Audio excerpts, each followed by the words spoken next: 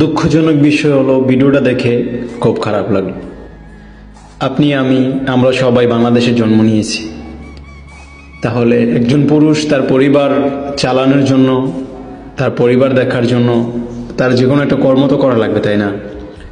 এখন এই যে মানুষের রিস্কাগুলো এভাবে ভেঙে গাড়িতে নিয়ে যাচ্ছে, তারা কি একটু ভেবেছে যে ওনার পরিবারটা কিভাবে চলবে, কি কাজ করবে?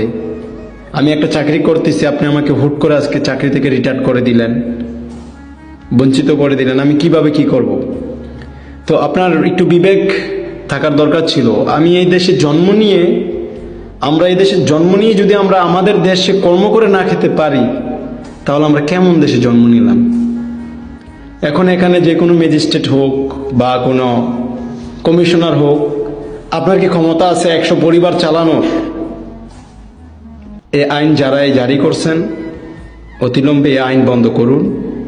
যাদের অটো রিক্সাগুলো আপনারা জব্দ করেছেন, অতি দ্রুত প্রত্যেকটা পরিবারের কাছে ফেরত দেন। আপনার সন্তান আছে, ওনাদেরও সন্তান আছে। যেরকম আপনি জব করেন আপনার পরিবারের জন্য, ওনারা রাস্তায় রিক্সা চালায় ওনাদের পরিবারের জন্য।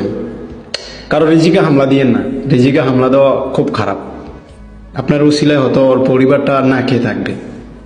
আপনার কিন্তু ক্ষমতা নেই 100-150 পরিবারকে খাওয়ানোর। আপনার হয়তো স্যালারি 50,000 টাকা আছে, 1 লক্ষ টাকা আছে, কারণ আপনি তো কমিশনার, তাই না? তাহলে আপনি ধাক্কা দিয়ে আপনারা ক্যারিং দিয়ে গুলো গ্যাস শেওয়াল দিয়ে এগুলো ভেঙে ফেলতেছেন, তাই না? তাহলে আপনারা তো মানুষের জীবনের উপর হামলা করতেছেন। এটা একটা স্বাধীন দেশ না, এটা স্বাধীন দেশের এটা কোনো নমুনা হতে পারে না।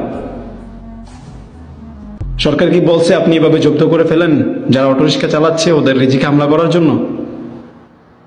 বাংলাদেশের কোন আইনে আছে, কোন বিধানে লেখা আছে আপনি ওদের গাড়িগুলো ভেঙে ফেলবেন? আপনি টাইম তো দিবেন না। আপনি টাইম না দিয়ে আপনি এভাবে মানুষের উপর এভাবে অ্যাটাক কেন করবেন? এরকম করাটা ভালো না। খুব দ্রুত ওনাদেরকে ওনাদের কত চাকরির ব্যবস্থা করেন, না ওনাদের পরিবারকে খাওয়ানোর কোনো একটা ব্যবস্থা করেন। আপনি এইভাবে তো মানুষকে, কি বলবো আপনাদের কথা।